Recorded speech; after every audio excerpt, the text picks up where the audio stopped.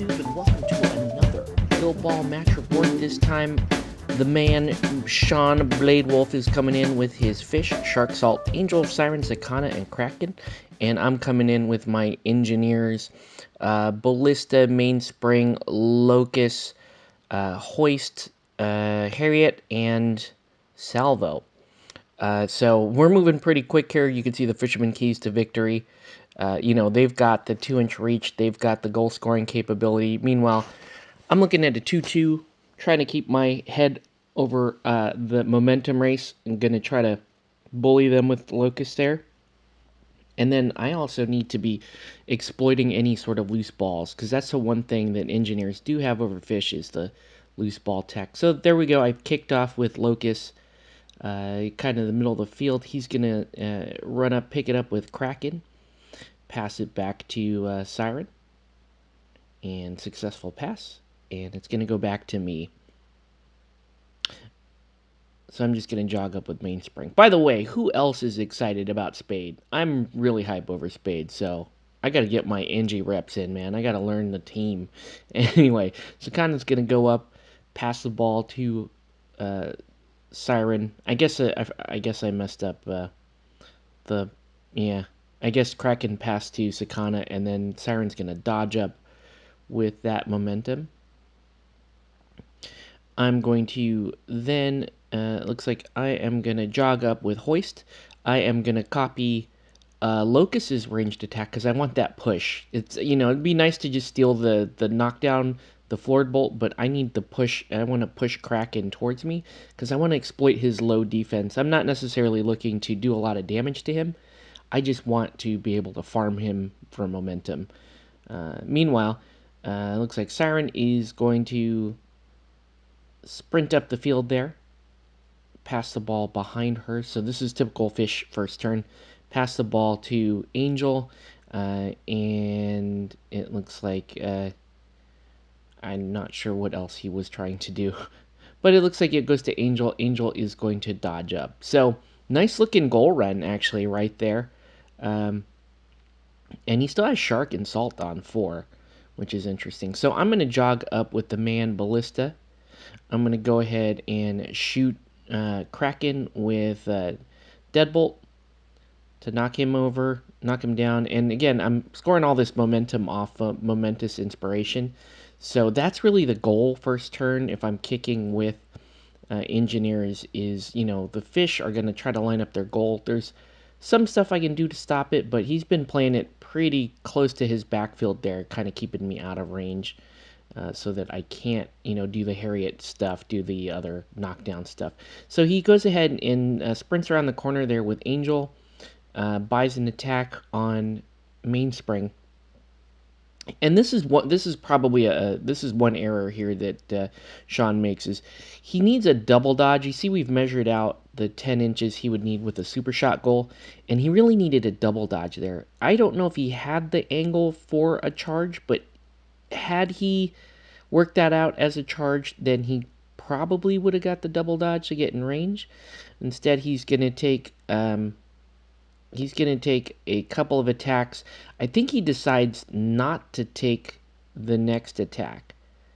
I think he ends up trying to punt this back. So he doesn't take that second. He rolled the dice for it, but we kind of measured it out, and it looks like he didn't have enough to do. He did a sprint attack and then a second attack, and then I guess instead of buying super shot, he's going to spend his last influence to kick back. So he punts it backwards there, and then here's the terrifying part about engineers, right? Like, I can go with Salvo, which is, you can see I've measured out what I need to do. That's a sprint 8, and then I'm still about 2 inches off to get within tether. So, hey, guess what? Let's shoot an arrow to the knee at a knockdown Kraken. Anything but Snake Eyes. And I want to stay out of the... Now, I measure Kraken's melee range, but I forgot that Gravity Well only works when I engage. And besides, he's knocked down. I'm not sure why. There is a really narrow window there that I can fit a model through. But anyways, I go ahead and score the arrow to the knee. and that buys me exactly what I need to get within 2 inches of, or within 6 inches of the ball. And then I just use my my heroic to go ahead and buy the character play for tethered. Spend the last to kick it back to. It looks like I'm kicking it to Locust. Locust is within 4 of Harriet. I do not think I'm gonna take this one forward because I don't want to. Even though it looks somewhat safe, Shark has not gone, and Shark's got 4 on him. And Shark with 4 is still fairly dangerous. So I'm going to do the Locust thing, sit there and cover, 3-2 tough hide, and just be. Oh, by the way, Ballista's up there with a minefield, so that's also rather terrifying. Shark is going to go ahead and stride up the field. He's going to do a couple of attacks on Salvo there, and he's going to kind of dance around, like he do everything within his power to stay out of minefield. Minefield is a super annoying thing to have to play around. So you'll see, he's doing a couple of momentous dodges. He's trying to get into this momentum race, and he's doing pretty good. It's tied 3-3 on the momentum race. He's just trying to measure, stay outside of 4. Because he is, why take 4 damage if all you're really doing is farming? If he had hard committed to getting the ball, that would have been, he doesn't have enough influence. He would have had to buy Tidal Wave and get in there. He's thinking about a legendary, but it's so late in the turn, it's probably not a good use. It looks like, it doesn't look like I have a goal anyway. So he decides not to go ahead and take the legendary, and I think that's a good call. Harriet, meanwhile, is going to walk up, take her free attack, just try to hit Kraken there, and then I do roll Snake Eyes. So good job, Harriet. Nothing actually happens there. So Locust has not gone, and neither has, looks like Salt. So again, yeah, it's one of those things. If you don't have a plan with your mascot, go with your mascot, right? Just let the mascot soak up an activation, develop that board state. So finally, I'm just gonna go ahead and go with Locust. Oh, I guess he did go with, yeah, he did go with Salt and just didn't do anything. So this is the final activation of the turn. Locust is gonna go and knock down Shark. Do a couple of, just start racking up momentum with a couple of hits there. He's going to take, it looks like I'm going to take one final.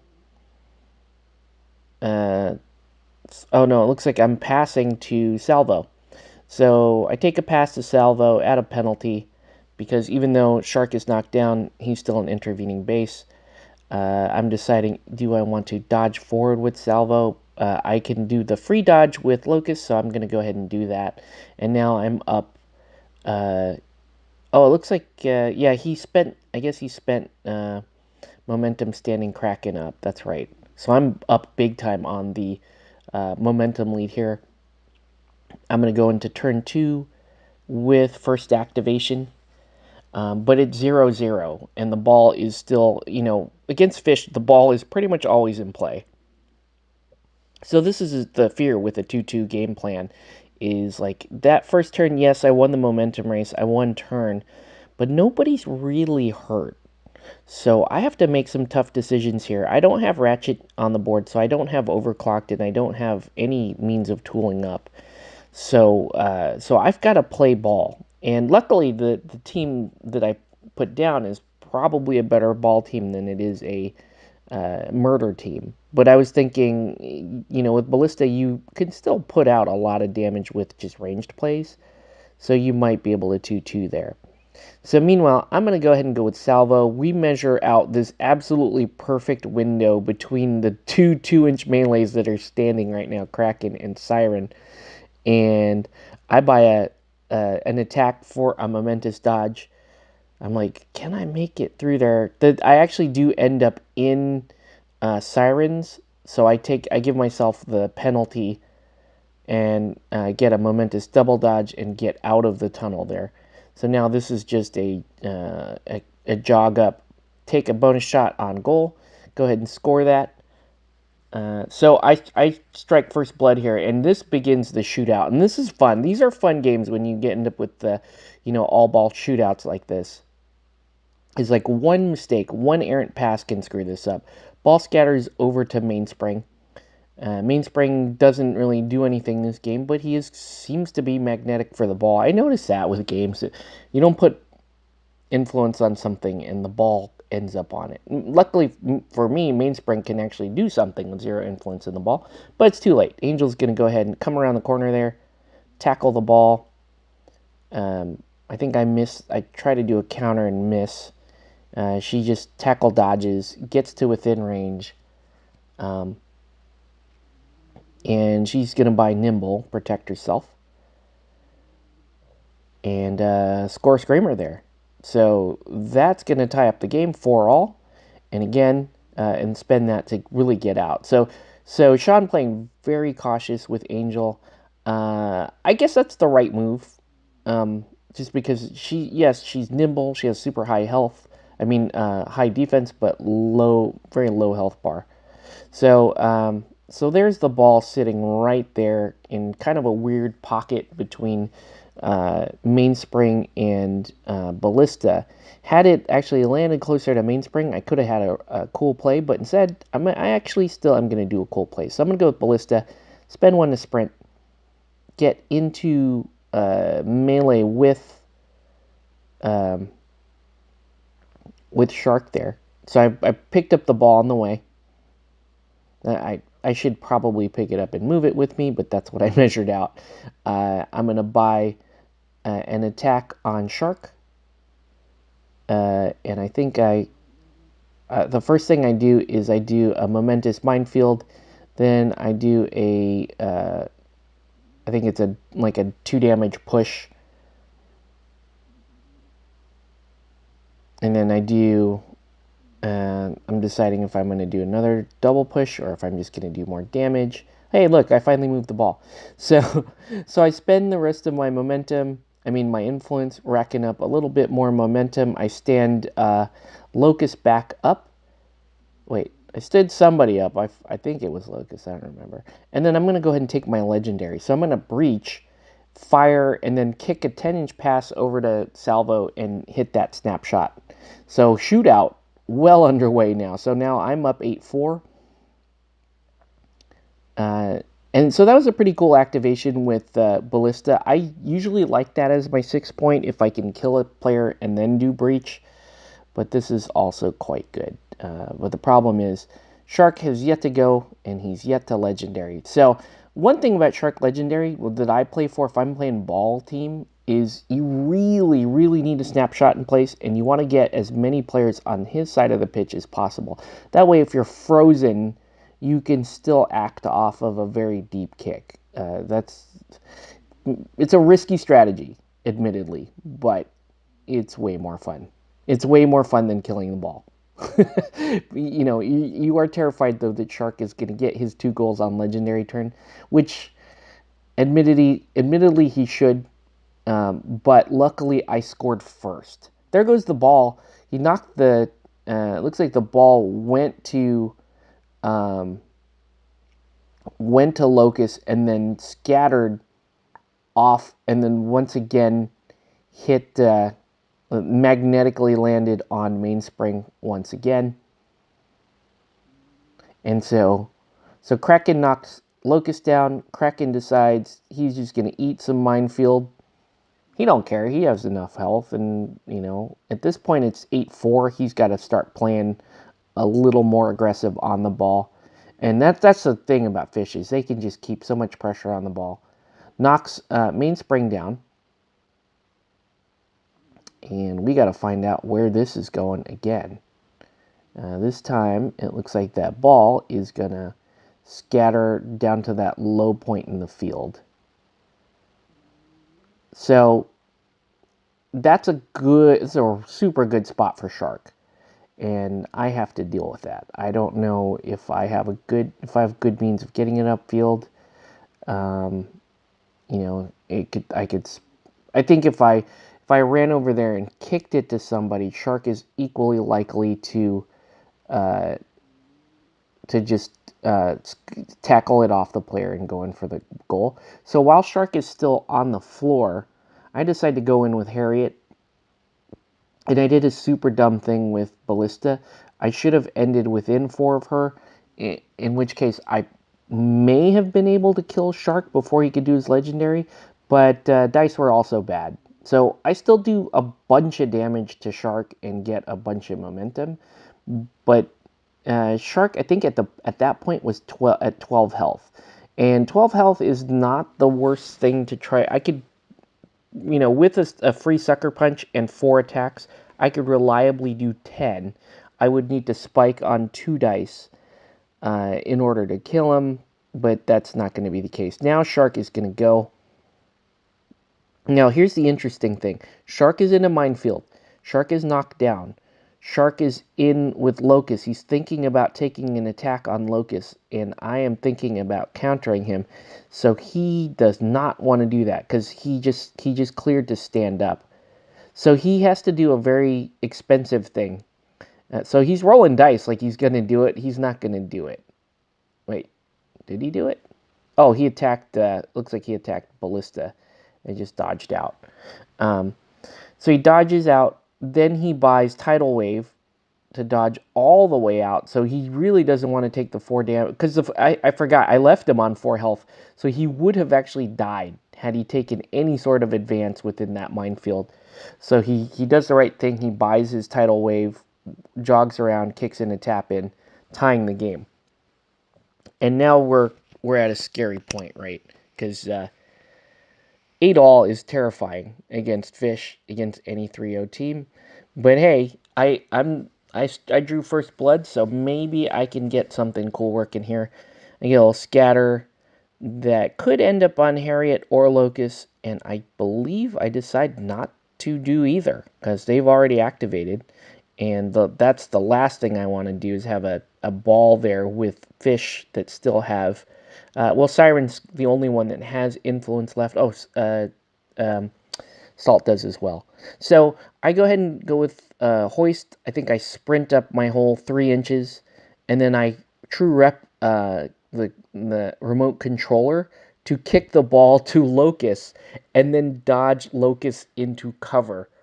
So that's a cool, again, Hoist kind of doing some cool stuff this game. I had kind of given up on Hoist earlier in the season, didn't think he had cool plays to steal, and he still does. Hoist is still cool. And I got the scary version of him, which is nice and beefy, which is awesome. Anyways, so Hoist is just sitting there. So the ball, I'm going to leave the ball dead for the turn, but I'm also going to put it on a very, very difficult player to take the ball away from. Sean is going to go ahead and crowd me out twice uh, with Salt and then Sakana. And then oddly, he doesn't come in to try to tackle the ball with Siren. I thought that was the goal, to try to tackle the ball, but I guess he didn't think he had enough dice, or he was worried about gravity while pulling him all the way in and not making that a very worthwhile thing. So I still have a momentum lead. I'm still going to get turn here. And that's fatal, right? Because it comes down to cards. Now that we're 8-8 and it's the end of the turn, it's going to come down to momentum and cards. I play Seize the Initiative, and I dodge. It looks like I thought about dodging one way, but I dodged the other way. I dodge into Siren. And Sean dodges Sakana over to me. I think dodging, I guess that's better than dodging Siren out, because if he dodges Siren out, I would spend the turn kicking the ball over to Salvo and then like dodging Salvo out of the way, buying enough time to get the goal to, 2 activations down. But we're still rocking here.